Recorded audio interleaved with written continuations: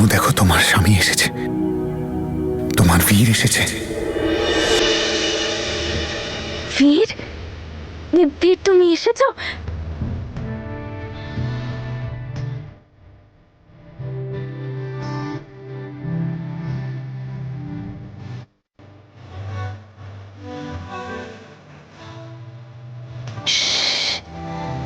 ঘুমোচ্ছে। চলো না বাড়িতে যাই, আমি তোমার জন্য কত কি বানিয়ে রেখেছি। পরোটা, রুটি, ডাল, সবজি, অনেক কিছু বানিয়েছি নিজের হাতে। চলো বাড়ি গিয়ে একসাথে খাবো। চলো। মামা, আমার উপহার আনোনি? জিলিপি? কোনো ব্যাপার না, পরে পরে দিয়ে দিও। চলো এখন তাড়াতাড়ি চলো, চুপ করে থাকবে।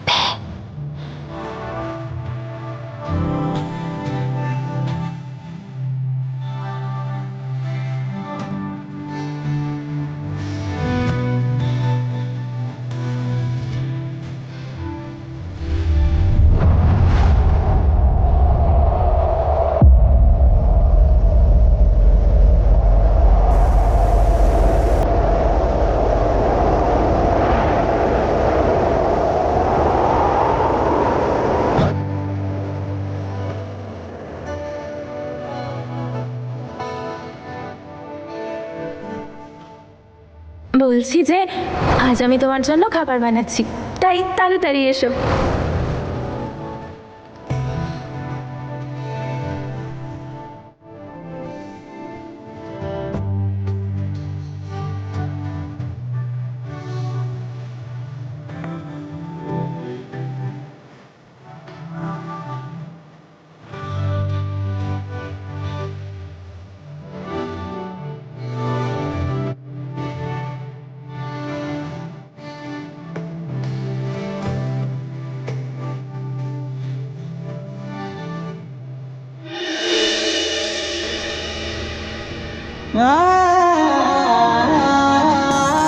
বীর,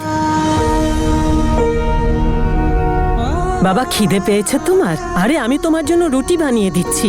না দিদু, আরে এগুলো বাসি খাবার, তোমার খাওয়া উচিত নয়। না দিদু, এই খাবার আমার তনু বানিয়েছে, এর থেকে ভালো আর কিছু হতে পারে না।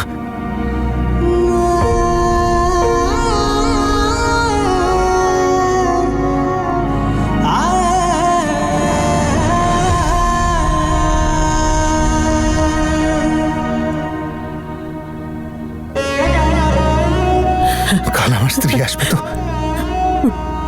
ওকে এই জিলিপিগুলো খাইও। ও আমার জন্য খাবার তৈরি করেছিল তো প্রথমবার, তাই এটা ওর জন্য উপহার। ঠিক আছে বাবা। আমি জানি না আমার হাতে আর কবে খাবে। আমার মুখটাও তো ও দেখতে চায় না, বলে যে আমি ওকে মারতে চাই, আমাকে ও নিজের শত্রু ভাবে। হায় ওপরওয়ালা। কিন্তু দিদু, আমি হার মানবো না, আমি আমার তনুকে ফিরিয়ে আনবো। আমি ওকে বোঝাবো, আমি ওকে বলবো যে আমি কতটা ভালোবাসি ওকে, আর আমি ওর অপেক্ষা করব। কখনো না কখনো তো বুঝবেও।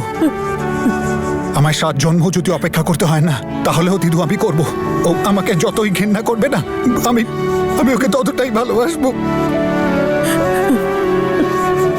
আর আমি ওর জন্য মাথার ফুলও নিয়ে এসেছি।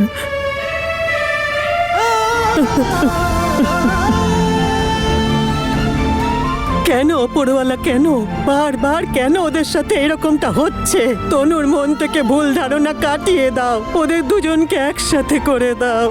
আমি আর দেখতে পাচ্ছি না ওদের কষ্ট, আর দেখতে পাচ্ছি না। ওঠ বাবা, ওঠ।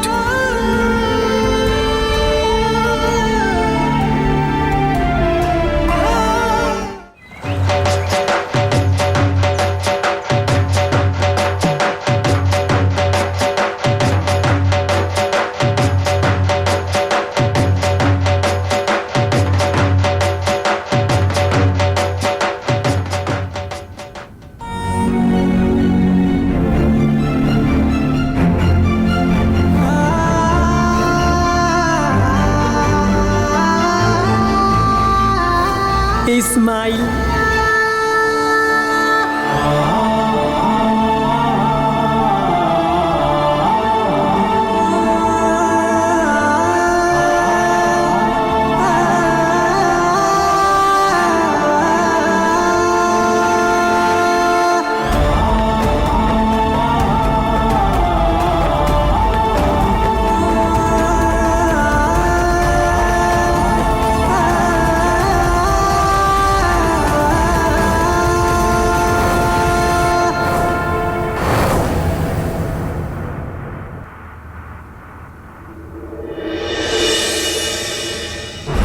ওঠা ওঠা গাধা।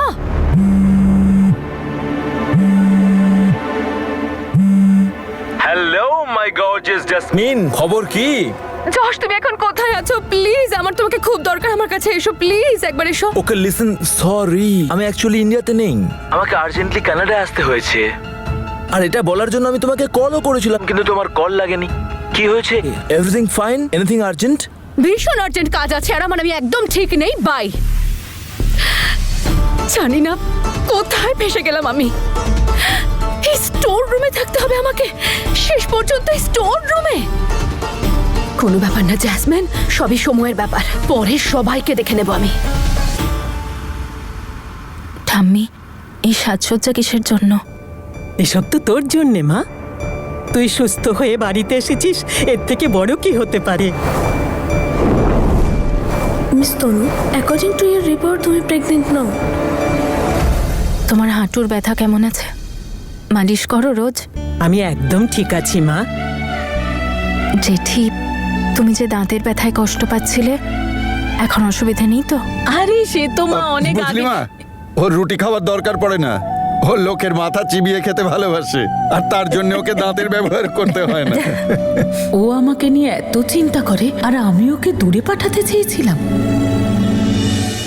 আজ আমি খুব খুশি রে, তুই সুস্থ হয়ে বাড়ি ফিরেছিস। আর দিদি, আমিও খুব খুশি। তুমি আবার আমার আগের তনু দিদি হয়ে গেছো। এ নাও, তুমি আমার সব চকলেটগুলো নিয়ে নাও, কিন্তু তুমি এরকমই থাকো। আমি কি ছোট বাচ্চা নাকি যে চকলেট খাবো? তুমি তো আমার সব চকলেটস খেয়ে নিতে। চুপ কর, যা খুশি বলিস তুই। তুই হোমওয়ার্ক করেছিস? তোর সেই মেশিনের প্রজেক্টের কি অবস্থা? কত মার্কস পেলি? দ্বিতীয়টা তো লাস্ট ইয়ার ছিল। ও যে কি বলে। হ্যাঁ, এবার এসব ছাড়ো, ও ক্লান্ত হয়ে গেছে। চল মা, এবার নিজের ঘরে গিয়ে বিশ্রাম কর। একটু দাঁড়া, আমি আগে ওকে মিষ্টি মুখ করাই। এই নে মা, এই নে তোর মিষ্টি। এসব আবার কেন ঠাম্মি? তুই সুস্থ হয়ে বাড়িতে এসেছিস, এর থেকে ভালো আর কি হবে? Miss Tanu, according to year report তুমি প্রেগনেন্ট নও। আমি তো ঠিক হয়ে গেছি ঠাম্মি, কিন্তু আমি যা হারিয়েছি সেটা শুধু আমিই বুঝতে পারছি।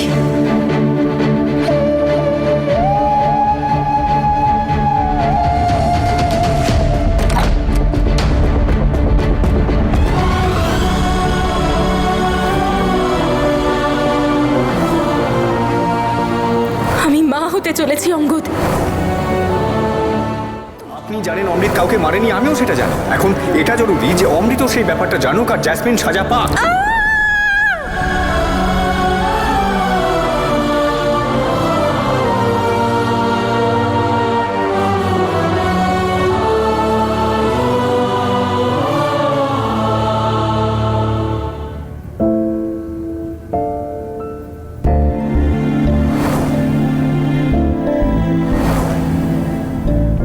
এইগুলো দিয়ে ওর ঘরটা তো সাজিয়ে দিয়েছি, ওর পছন্দ মতো সবকিছু দিয়ে ওর ড্রিম হাউস তো সাজিয়ে দিলাম, কিন্তু এতে কি আদৌ কিছু হবে? ওর কি আদৌ কিছু মনে পড়বে?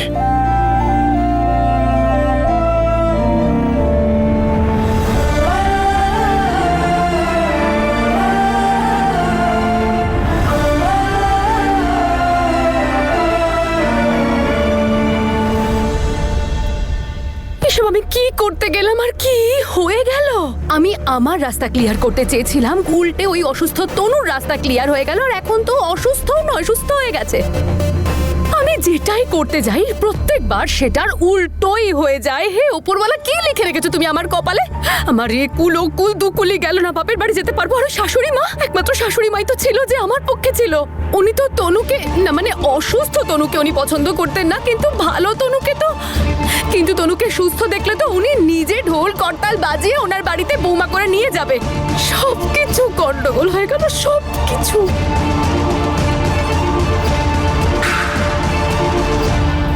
জ্যাসমিন, জ্যাসমিন, আরে সব কি করছিস?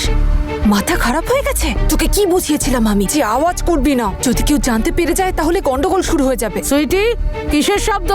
কিছু না মা, ওই একটা বিড়াল এসেছিল স্টোর রুমে, আমি তাড়িয়ে দিয়েছি। দে, সর যেখান থেকে, সামনে থেকে সর। তো খিদেতে প্রাণ বেরিয়ে যাচ্ছে আমার, তারপর আবার কি নিয়ে এসেছে দেখো খাওয়ার জন্য। আর কিছু ছিল না খাওয়ার মতো, এটাই ছিল, যা ছিল তাই নিয়ে এসেছি। জেসমিন, এবার তুই কি করবি? এবার তো তোর একুলো থাকলো না, ওকুলো থাকলো না। কি করব মানেটা কি? হ্যাঁ, জেসমিন অনেক ঘাটের জল খেয়ে এসেছে, এত সহজে হার আমি কিছুতেই মানব না। আর তুই কি জানিস না নাকি? হ্যাঁ,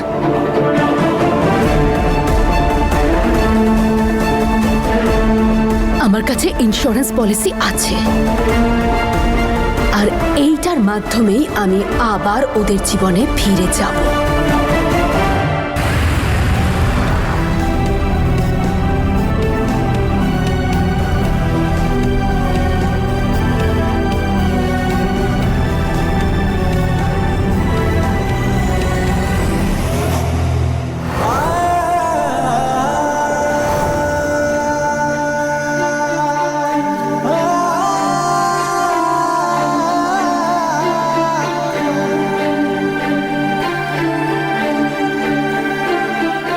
I love you.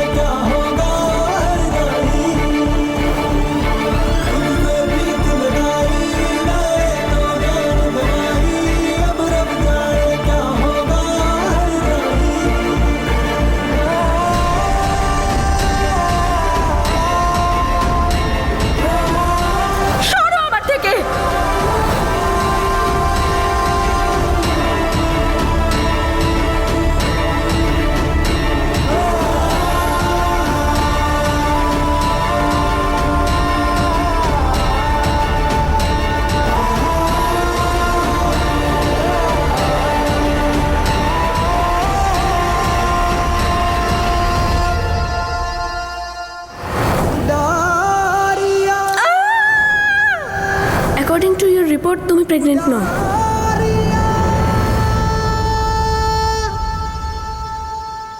মা, এই এই আমার রুমটা এরকম অন্যরকম লাগছে কেন? ছোট বাচ্চাদের মতো রুম, এত রকম রং, যেন যেন কোনো ছোট বাচ্চা থাকে।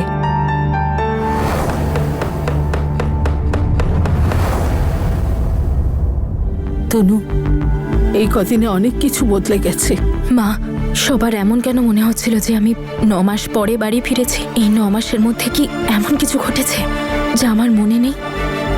ওর মনে হয়েছিল যে আমরা ওই আগুনটা লাগিয়েছি, কিন্তু আগুনটা অঙ্গদ লাগিয়েছিল। আপনাদের সাথে এখন যে রয়েছে সে তনু নয়, ও হলো তনু।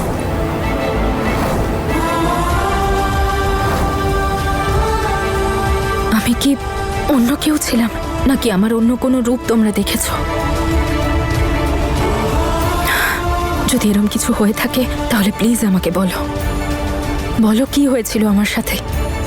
হ্যাঁ রে মা, এই 9 মাস তুই আমাদের তনু নয়, অন্য কেউ ছিলিস। আর তোর মানসিক অবস্থা। আরে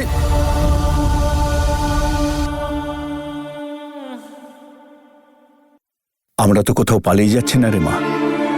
নিজেকে একটু সময় দে, ধীরে ধীরে তুই সবকিছু জেনে যাবি। এখন তোর মনটা একটু শান্ত হওয়া দরকার, সেই জন্য অন্য কিছু ভাবিস না।